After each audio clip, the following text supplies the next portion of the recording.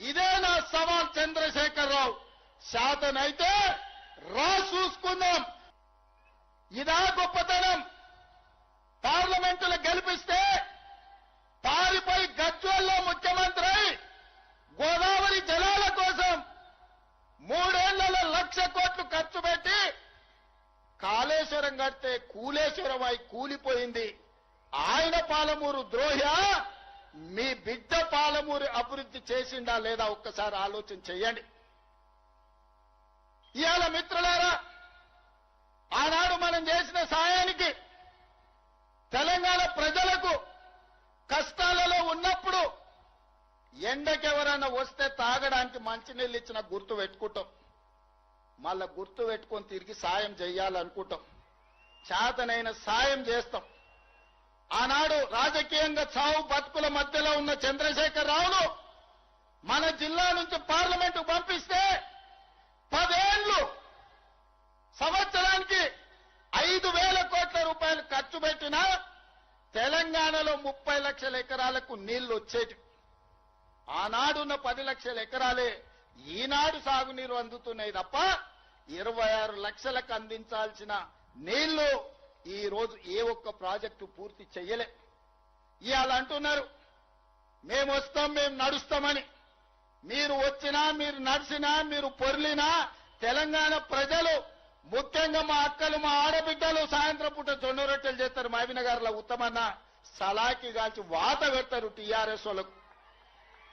ఒక ఆయన పంచగట్టుకొని నేను వైఎస్ఆర్ అంటాడు.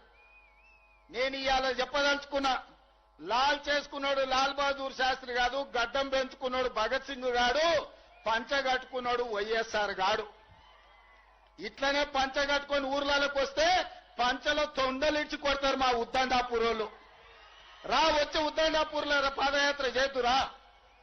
మా తండాలలో మా లంబాడి సోదరులు ఆనాడు పంచగుట్ట పోలీస్ స్టేషన్ లో ఏ రైతుల్లో అయితే పెట్టిరో గా తండా నుంచి మీరు పాదయాత్ర మొదలు పెట్టుర్రి. మా లంబాడ సోదరులు మీ పంచలలో తొండలు ఇడవకపోతే నేను చూస్తా. 10 ఏళ్లు 8 లక్షల కోట్లు. మీడియా మిత్రులారా, కేవలం సాగునీటి ప్రాజెక్టులకు 1,81,000 కోట్ల రూపాయలు చంద్రశేఖరరావు ఖర్చు పెట్టింది. గా ఉద్దండాపూర్ మునిగిపోయేటోళ్ళకి 800 కోట్లు ఇయ్యలే. వాళ్ళని పోలీస్ స్టేషన్లలో పెట్టి కొట్టించింది. అదే మనోడై ఉంటే, పాలమూరు బిడ్డ ఉంటే కొట్టించుండేటోడా, జైళ్లలో పెట్టించుండేటోడా. ఆడెక్కడోడే కాబట్టి, ఎవడో కాబట్టి మన మీద అభిమానం లేక, మన మీద కక్షతోని అహంకారంతో ఇవాళ మనల్ని అందరినీ కేసులలో పెట్టిరు. పెద్దలు చెప్పారు మట్టికి పోయినా మనోడే పోవాలని, ఎట్టికి పోయినా ఇంటోడే పోవాలని. ఇవాళ మీరందరూ ఆశీర్వదించి, మీరందరూ నమ్మకంతో, విశ్వాసంతో ఆనాడు ఏ విధంగా అయితే మిడ్చల్ మండలం నన్ను జడ్పీటీసీగా గెలిపిస్తే, ఏ విధంగా అయితే నేను ఎదుగుతూ వచ్చినో, ప్రతి సందర్భంలో ప్రజలకు చేసుకుంటూ వచ్చినా, ఇవాళ నేను ముఖ్యమంత్రి అయినా కాబట్టే 22,000 కోట్లు రాష్ట్రం మొత్తం సాగునీటికి ఖర్చు పెడితే ఒక్క మన జిల్లాకే 8,000 కోట్ల రూపాయలు నేను ఇచ్చిన. మా ఎమ్మెల్యేల అసెంబ్లీలో అన్నా అన్ని పాలమూరికే తీసుకుపోతావా, మా సంగతి ఏందని అడిగారు. మీరు కూడా చూసారు. నేను చెప్పిన అయ్యా మాది 60 ఏండ్ల గోస, మాది వలసల బతుకులు. ఇవాళ నేనున్నా, ఇక నేనున్నప్పుడు కూడా మా వాళ్ళకి ఏం చేయకపోతే, ఓ బుక్కెడు పువ్వ ఎక్కువ పెట్టకపోతే వడ్డించడానికి నేను ఉండి కూడా దండగా, ఇక మీరేమని అనుకోండియా మా జిల్లాకు కొంచెం ఎక్కువ పెడతా అని చెప్పిన. పెద్ద మనసు వేసుకొని ఉత్తమ్ కుమార్ రెడ్డి గారు, బట్టి విక్రమార్క గారు సహకరించి ఇవాళ మన జిల్లా నుంచి ఏ కాగితం పోయినా ఇవాళ మనకు పనులు అవుతున్నాయి, నిధులు విడుదల అవుతున్నాయి. ఇంతకుముందే ఎండమైండ్ అనిరుద్ధ్ చెప్పినట్టు జైళ్లు కట్టాలని వాళ్ళు అనుకుంటే, మా పిల్లలు చదువుకొని ఇంజనీర్లు కావాలి, లాయర్లు కావాలి, డాక్టర్లు కావాలి, ఐఏఎస్లు కావాలి, ఐపీఎస్లు కావాలి, ప్రజాప్రతినిధులై దేశాన్ని ఏలాలని IIITతో పాటు యంగ్ ఇండియా ఇంటిగ్రేటెడ్ రెసిడెన్షియల్ స్కూళ్లు, ఇంజనీరింగ్ కాలేజీలు, మెడికల్ కాలేజీలు ఇవాళ మన జిల్లాకు మంజూరు తెచ్చుకున్నాం. ఒకప్పుడు బడికి పోవాలన్న కొడంగలోళ్ళు మహబూబ్నగర్ రావాలి, తాండూరు పోవాలి, పరిగి పోవాలి. ఇవాళ హైదరాబాద్లో ఉన్నోడన్నా ఎంబీబీఎస్ చదవాలన్నా, ఇంజనీరింగ్ చదవాలన్నా, పాలిటెక్నిక్ చదవాలన్నా, డిగ్రీ చదవాలన్నా, సైనిక్ స్కూల్ కు పోవాలన్నా, నర్సింగ్ కాలేజ్ చదవాలన్నా ఇవాళ కొడంగల్కి వచ్చేటట్టు ఒక పెద్ద ఎడ్యుకేషనల్ క్యాంపస్ ఈ రోజు కట్టుకుంటున్నాం 250 ఎకరాలను. ఇవాళ ప్రతి నియోజకవర్గానికి young India integrated residential school ఇచ్చినాం. నేను ఈ వేదిక మీద నుంచి మా అక్కలకు చెప్పదలుచుకున్నా, ఇండ్లు గాని, పెన్షన్లు గాని, భూములు గాని మన బతుకులు మార్చవు. మన పిల్లల చదువులే మన బతుకులను మారుస్తాయి. మన పిల్లలు చదువుకుంటే మనం బాగుపడతాం. మన పిల్లలు డాక్టర్లు అయితే మన పడ్డ కష్టం మర్చిపోతాం. మన బిడ్డ ఇంజనీర్ అయితే మన జీవితంలో వెలుగులు నింపుతాడు. మన బిడ్డ ఒక ఐఏఎస్, ఒక ఐపీఎస్ అయి, ఓ కలెక్టర్, ఓ ఎస్పీఐ వస్తే మన గౌరవం పెరుగుద్ది. మన పిల్లల్ని మనం చదివించుకోవాలి. ఓ పూట తిన్నా తినకపోయినా ఇంటి ఆయన నగదుంటే సాయంత్రం పోయి బెల్ట్ షాప్ లో ఇచ్చొచ్చినా ఆయనను ఒంగబెట్టి 2 గుద్దులు గుద్దైనా ఆయన జేబులు ఉన్నది గుంజుకొని పిల్లలను చదివించుకోవాలి. చదువుకుంటేనే మన బతుకు బాగుపడుతుంది, మన జిల్లా వలసలు ఆగుతాయి. చదువేందో, చదువు విలువేందో, చదువుకుంటే మన బతుకులు ఎట్లా బాగుపడతాయో చూసిన వాళ్ళు.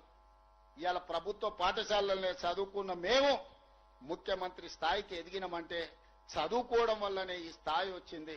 చదువు అనేది అత్యంత కీలకం. అందుకే ఈ జిల్లా వలసలను ఆపాలన్నా, మన పిల్లలు చదువుకోవాలన్నా, మన రైతులు బాగుపడాలన్నా, మన ఆడబిడ్డలు తలెత్తుకొని గౌరవంగా బతకాలన్నా పాలమూరు జిల్లా సస్యశ్యామలం కావాలి. ప్రతి ఎకరాకు నీళ్లు ఇవ్వాలి, ప్రతి ఊర్లో బడి ఉండాలి. నేను ఇవాళ ఒక్క మాట చెప్పదలుచుకున్నా, ఆత్మ గౌరవంతో బతకాలంటే ఇందిరమ్మ ఇల్లు ఉండాలి. ఇవాళ మన జిల్లాలో హనుమాన్ల గుడి లేని తండా ఉండొచ్చు, గూడెం ఉండొచ్చు, గ్రామం ఉండొచ్చు. హనుమాన్ల గుడి లేని తండానన్న ఉండొచ్చు, గూడెమన్న ఉండొచ్చు, ఊరన్న ఉండొచ్చు. కానీ ఇందిరమ్మ ఇల్లు లేని ఊరు లేదు. నేను గుండె మీద చేసుకొని నేను చెప్తున్నా. ఈడ వేలాది మంది వచ్చారు. నేను సూటిగా బీఆర్ఎస్ కి సవాలు విసురుతున్నా. ఏ ఊర్లో నువ్వు డబుల్ బెడ్రూమ్ ఇల్లు కట్టినవో బిడ్డ గానే నువ్వు ఓటు అడగాలి. ఏ ఊర్లో నేను ఇందిరమ్మ ఇల్లు కట్టినో గా ఊర్లో నేను ఓట్లు అడుగుతా. నీకు డిపాజిట్ వస్తే నా పేరే మార్చుకుంటా. మీద బతుక డబుల్ బెడ్రూమ్ ఇల్లు ఇస్తామని, దళితులకు 3 ఎకరాల భూమి ఇస్తామని, కేజీ టు పీజీ ఉచిత విద్య ఇస్తాని, ఉద్దర్నాపూర్ లో మునిగినోళ్లకు ప్రభుత్వ ఉద్యోగం ఇస్తాని నోరు తెలిస్తే అబద్ధాలు చెప్పి ఇవాళ మేము పనిచేస్తుంటే కాళ్ళ కట్టబెట్టి అడ్డం పడి మా పాలమూరు అభివృద్ధిని అడ్డుకుంటావా? మా పాలమూరు బిడ్డలు మంచోళ్లే. మట్టి పని, తట్ట పని, పార పని, పలుగు పని అన్ని పనులు చేస్తాం. అడ్డం వస్తే నీ పని కూడా చేస్తాం. మేం తవ్విన గోతుల్నే మట్టి తీసుడే కాదు బిడ్డ, పండబెట్టి మట్టి కప్పేది కూడా మా బిడ్డలకు తెలుసు. నువ్వు అనుకుంటున్నావో ఈ జిల్లా ప్రజల అమాయకులు 2009లో మోసం చేసినట్టే మళ్ళోసారి మోసం చేద్దాం అనుకున్నావని నిన్ను మొలక కూడెత్తనీయం బిడ్డ. ఈ జిల్లాల ఈ వేలాది మంది సాక్షిగా పాలమూరు బిడ్డగా చంద్రశేఖరరావు రాసి పెట్టుకొని ఈ డైరీలో పాలమూరు జిల్లాలని జెండాను ఎగరనీయం, గద్దెలు దిగాలే, దిమ్మెలు గూలాలే. ఈ పాలమూరు గడ్డ మీద నీ గుర్తు అనేది ఇక మర్చిపో. నీ గుర్తు, నీ ఎమ్మెల్యే అనేది గతమే. భవిష్యత్తులో ఒక్కరిని కూడా గెలవనియను. ఇవాళ ఈ బిడ్డలకు అన్ని కష్టాలు తీరవడానికి ఈ వేదిక మీద ఉన్న మేమందరం ఉన్నాం. నేను అడుగుతున్నా మా అక్కల్ని, అక్క ఇళ్ళ రేషన్ కార్డు అంటే ఒక్క నా కొడుకన్నా వలికిండా? ఇల్లు అడిగితే ఎవడన్నా కనిపించిండా? సన్న బియ్యం ఎప్పుడన్నా ఇచ్చిర్రా? ఉచిత కరెంట్ ఎప్పుడన్నా ఇచ్చిర్రా? ఇంటికి బస్సులలో ఆడబిడ్డలు పోతే ఎప్పుడన్నా వాడు ఉచితంగా ఓ పండుగ పూట నాడు అమ్మగారింటికో లేకపోతే అమ్మవారి దర్శనానికన్నా అన్నారా?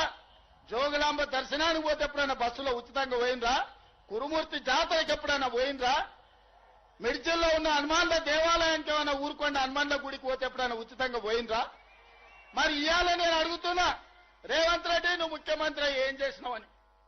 బిడ్డ రాసుకో, 15 లక్షల రేషన్ కార్డులు ఇచ్చిన పేదోళ్లకు, 4.5 లక్షల ఇందిరమ్మ ఇండ్లు ఇచ్చిన, 50 లక్షల కుటుంబాలకు 200 యూనిట్లు ఉచితంగా విద్యుత్ ఇచ్చిన, 45 లక్షల కుటుంబాలకు 500 రూపాయలకు సిలిండర్ ఇచ్చిన, 10,000 కోట్ల రూపాయలు మా ఆడబిడ్డలు బస్సుల మహాలక్ష్మి పథకం కింద ఉచిత ప్రయాణం చేస్తే 10,000 కోట్ల రూపాయలు మా అక్కలకు మా చెల్లెళ్ల కోసం ఆర్టీసీకి నేను కట్టిన, 1000 మెగావాట్ల సోలార్ విద్యుత్తు మా ఆడబిడ్డలకు ఇచ్చిన, మా సంఘాలకు పెట్రోల్ బంకులు ఇచ్చిన, మా సంఘాలకు 1000 బస్సులు కొనుక్కునే శక్తిని ఇచ్చిన, బస్సులలో ఉచితం కాదు బస్సు యజమానులను మా ఆడబిడ్డల్ని చేసిన, 67,616 లెక్క కట్టి నీకు ఒకవేళ లెక్క మీద అనుమానం ఉంటే తారీఖు చెప్పు.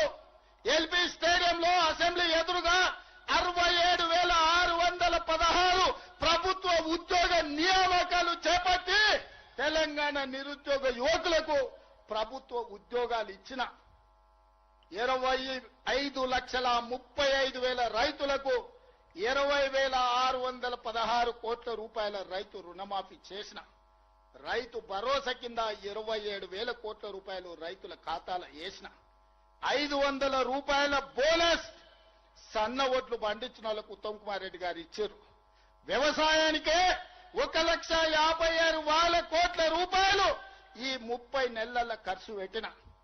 ఇట్లా నేను చెప్పుకుంటా పోతే చెప్తే రామాయణం రాస్తే భారతం అంత అయితే ఈ 30 నెలల నేను చేసింది. నీ 10 ఏళ్ల పాలన, నా 30 నెలల పాలన, 2.5 ఏళ్ల పాలన ఎప్పుడు చర్చ చేద్దామో చెప్పు. రా అసెంబ్లీకి. నువ్వు శాతనైతే, నీకు పౌరుషం ఉంటే, నీ పేరు చంద్రశేఖరరావు అయితే అసెంబ్లీకి రా. నీ 10 ఏళ్ల పాలన మీద, నా 2.5 ఏళ్ల పరిపాలన మీద చర్చ చేద్దాం.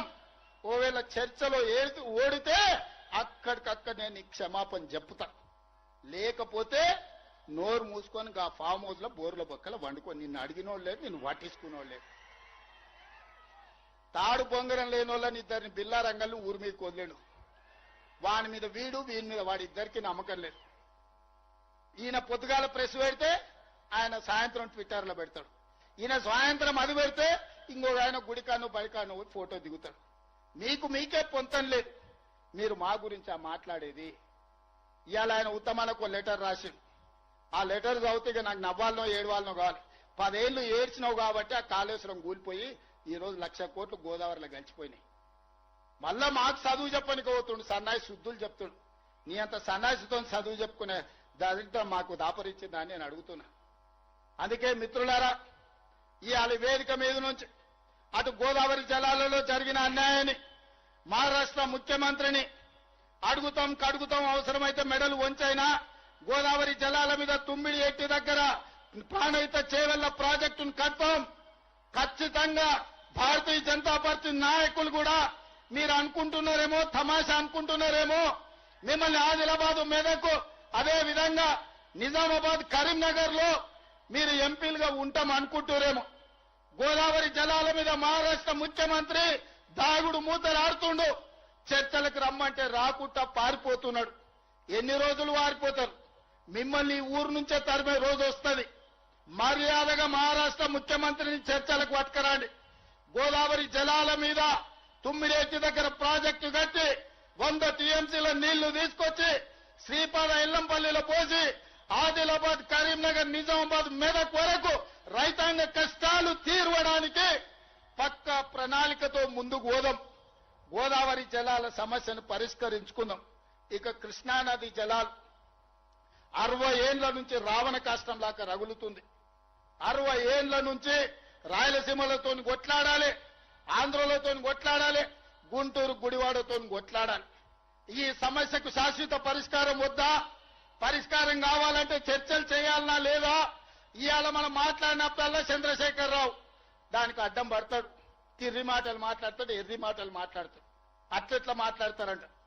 భగవంతోనైనా పక్క దేశంతోనైనా సమస్యలు ఉన్నప్పుడు చర్చలు చేయకుంటే ఎప్పుడైనా పరిష్కారం అయినాయా? ఆలి పంచాయతీ అయినా పాలి పంచాయతీ అయినా ఓ పెద్ద మనిషిని పెట్టుకొని పంచాయతీ తెంచుకుంటామా లేదా? రైతాంగ సోదరులారా మీరు ఆలోచన చెయ్యండి. ఇవాళ ఎక్కడైనా ఏ సమస్యకైనా చర్చలు లేకుండా పరిష్కారం జరుగుతాయా? పక్క రాష్ట్రంతో నేను చర్చలు చేస్తా అంటే నా మీద బురద జల్లాలనే ప్రయత్నం చేస్తున్నాను. నువ్వు బురద జల్లినా తల కింది కాలు మీదకి చేసుకున్నా నువ్వు పోయి సీసల తలకాయ పెట్టి సచ్చినా పక్క రాష్ట్రంతో చర్చలు చేసి డిసెంబర్ లోపల పాలమూరు రంగారెడ్డి ఎత్తిపోతలకు 90 టీఎంసీలకు వాళ్ళ మీద ఒత్తిడి తెచ్చైనా కొట్లాడైనా ఆంధ్రప్రదేశ్ నుంచి ఎన్ఓసీ తీసుకొచ్చి పాలమూరు రంగారెడ్డి ఎత్తిపోతలకు 90 టీఎంసీల నీళ్లకు అనుమతి తీసుకొచ్చే బాధ్యత నాది. అదే విధంగా డిండి ప్రాజెక్టుకు 20 నుంచి 30 టీఎంసీలకు నీళ్లకు అనుమతి తెచ్చే బాధ్యత నాది. ఇవన్నీ చేసుకుంటూ ఉద్దండాపూర్ వరకు కావలసిన నీళ్లు ప్రాజెక్టులు సంవత్సరం తిరిగే లోపల పూర్తి చేయడమే కాకుండా రాబోయే 2.5 ఏళ్లలో జూరాల దగ్గర కొత్త రిజర్వాయర్ కట్టుకోవడం గాని, కర్ణాటక మక్తల్ సరిహద్దుల్లో బ్రిడ్జ్ కమ్ బ్యారేజీలు కట్టుకోవడం గాని, కల్వకుర్తి గాని, భీమా గాని, నెట్టంపాడు గాని, కోయిల్ సాగర్ గాని, నారాయణపేట మక్తల్ కోడంగల్ ఎత్తిపోతల పథకం గాని వీటన్నిటి మీద గ్రీన్ ఛానల్లో నిధులు ఇచ్చి ప్రాజెక్టులు కట్టుకునే బాధ్యత మనది. మిత్రులారా, అప్రమత్తంగా ఉండండి. దొంగలు వస్తారు, గోడసాట్ను వస్తారు, గూడు పుటాని చేయడానికి వస్తారు. పాలమూరు జిల్లా బిడ్డలు అప్రమత్తంగా ఉండాలి. మన దగ్గర ఉన్న బిడ్డలు కూడా మనోళ్ళు కూడా సోయలేక దొంగలకు సద్దులు మోసేటోళ్ళు కొందరు ఉంటారు. ప్రతి ఊర్లో ఓడు ఉంటాడు. గట్లనే వనపర్తిలోకైనా మహబూబ్నగర్ లోకైనా ఆడొకటి ఈడొకటి మోపాడు. పాలమూరులో మంచి జరుగుతుంటే చెయ్యకపోయినా సహకరించకపోయినా నోరు మూసుకొని ఉంటే మంచిది. చివరిగా ఒక్క మాట చెప్పదలుచుకున్నా. 94 నుంచి 2004 వరకు 10 సంవత్సరాలు తెలుగుదేశం పార్టీ అధికారంలో ఉన్నది. 2 సార్లు ముఖ్యమంత్రి టీడీపీ లైన్. 2004 నుంచి 2014 వరకు కాంగ్రెస్ పార్టీ అధికారంలో ఉన్నది. 10 సంవత్సరాలు 2 సార్లు కాంగ్రెస్ పార్టీ ముఖ్యమంత్రి అయిన. 2014 నుంచి 2024 వరకు బీఆర్ఎస్ ఉన్నది. 2 సార్లు చంద్రశేఖరరావు ముఖ్యమంత్రి అయిన. నేను ఇవాళ ఈ పాలమూరు గడ్డ మీద నుంచి జడ్చర్ల పట్టణం నుంచి నేను చెప్పదలుచుకున్నా. 2024 నుంచి 2034 వరకు కాంగ్రెస్ పార్టీ 10 ఏళ్లు 2 సార్లు ముఖ్యమంత్రిగా ఉంటాం. ఇదే నా సవాల్ చంద్రశేఖరరావు. శాతనైతే రా చూసుకుందాం. 2029 ఎన్నికల్లో నీ సంగతి తేలుస్తా. రెండోసారి కాంగ్రెస్ పార్టీని అధికారంలోకి తీసుకొస్తాం. ఈ వెనుకబడ్డ పాలమూరు జిల్లాను దేశానికే ఆదర్శమైన జిల్లాగా అభివృద్ధి చేసే బాధ్యత నేను తీసుకుంటా. జిల్లా ప్రజలారా, మీరిచ్చిన ఆశీర్వాదం, మీరిచ్చిన ధైర్యం, ఎవరితోనైనా కొట్లాడతా. గల్లీలో ఉన్న కేడీ అయినా, ఢిల్లీలో ఉన్న మోడీ అయినా మీరు అండగా నిలబడి మీరు ఇచ్చిన గుండె ధైర్యంతో ఎవరితోనైనా కొట్లాడతా. పాలమూరు జిల్లాను అభివృద్ధి చేసే బాధ్యత నేను స్వీకరిస్తాను తెలియజేస్తూ మీ అందరి దగ్గర సెలవు తీసుకుంటున్నా.